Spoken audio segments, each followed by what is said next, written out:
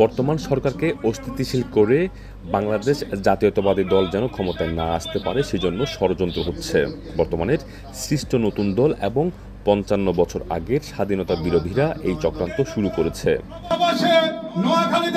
দীর্ঘ ৮ বছর পর আমিরাত সফরে আসলে আবুধাবিতে এক মতবিনিময় এবং সংবর্ধনা অনুষ্ঠানে প্রধান অতিথির বক্তব্যে বিএনপির চেয়ারপারসনের উপদেষ্টা এবং সাবেক চিফ হুইপ জয়নাল আবেদিন ফারুক এমন মন্তব্য করেছেন।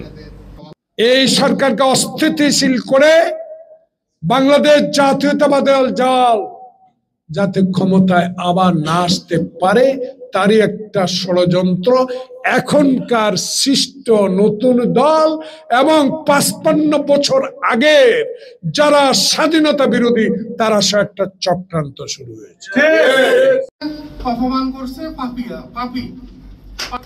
বৃহত্তম নোয়াখালী ফোরাম সংযুক্ত আরব আমিরাতের আয়োজিত এই অনুষ্ঠানে তিনি আরও বলেন, রেমিটেন্স যোদ্ধারা বাংলাদেশের নাগরিক, তারা রাজনীতি করবে, এমপি হবে, এটি বিএনপি বিশ্বাস করে। বাংলাদেশের সুষ্ঠু নির্বাচন হলে অবশ্যই বিএনপি সরকার গঠন করবে বলেও মন্তব্য করেন তিনি। বাংলাদেশ চলে সারা বিশ্বের রেমিটেন্সের টাকা দিয়ে, রেমিটেন্সরা পলিটিক্স করবে, এমপি হবে, তোমার বাপের কি? সে দেশের সিটিজেন, বাংলার সিটিজেন, সেখানে খেটে খায়, টাকা পাঠায়, তাদেরকে নিয়ে কথা বলা ঠিক না। কেউ কথা বলুক, আমি সেটা চাই না।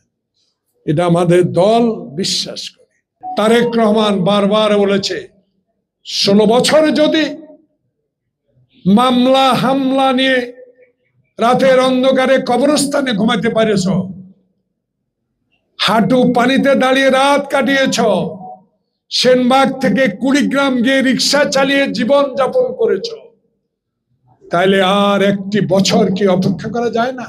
অবশ্যই যেতে হবে। যেখানেই চাঁদাবাজি, যেখানে বিএনপির দুর্নাম, সেখানেই তারেক রহমান অ্যাকশন। প্রধান বক্তার বক্তব্যে আমিরাত বিএনপির যুগ্ম আহ্বায়ক সালাউদ্দিন বলেন, জাতীয়তাবাদী দল প্রবাসীদের পাশে ছিল এবং থাকবে। দেশে যাওয়া রেমিটেন্স যোদ্ধাদের রাজনীতি করার সুযোগ করে দিলে সৎ এবং নির্ভীক কর্মী পাওয়া যাবে বলেও মন্তব্য তার। প্রবাসী কল্যাণ মন্ত্রণালয় ওপেন করেছে বাংলাদেশ জাতীয়তাবাদী দল।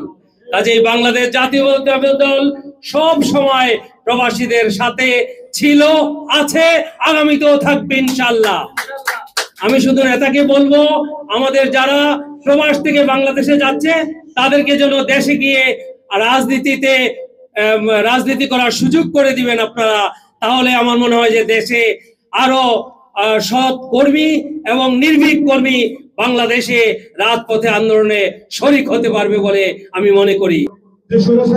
সরকারের আমলে বারবার আপনি নির্যাতন হয়েছেন, শেখ হাসিনার আতঙ্ক ছিলেন আপনি একজন। ইনশাআল্লাহ আগামীতে আমরা নোয়াখালী এবং প্রবাসীরা চাই আপনি মন্ত্রী হিসাবে আমরা দেখতে চাই। ফোরামের সভাপতি আতাউর রহমান মামুনের সভাপতিত্বে আবুধাবি স্বেচ্ছাসেবক দলের সভাপতি আবু রাসেলের পরিচালনায় অনুষ্ঠানে বিশেষ অতিথি হিসেবে উপস্থিত ছিলেন মুসা আল মাহমুদ চৌধুরী, আবু ইউসুফ রানা, শহীদুল্লাহ রাব্বি শিমুল, আবুল কালাম, জানে আলম, মানিকুল ইসলাম, নিজামুদ্দিন, রবিউল হাসান, রাসেল, আবুল কালাম, মোহাম্মদ শাহজাহান, হাবিবুর রহমান, আমিনা বেগম, মুস্তাফা কামাল সহ বিএনপি ও অঙ্গ সংগঠনের সকল পর্যায়ের নেতৃবৃন্দরা।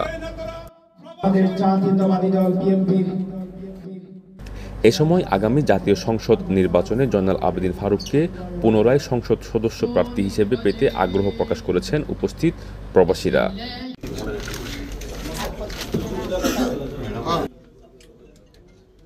ইশতিয়াক আসিফ, চ্যানেল 24, সংযুক্ত আরব আমিরাত।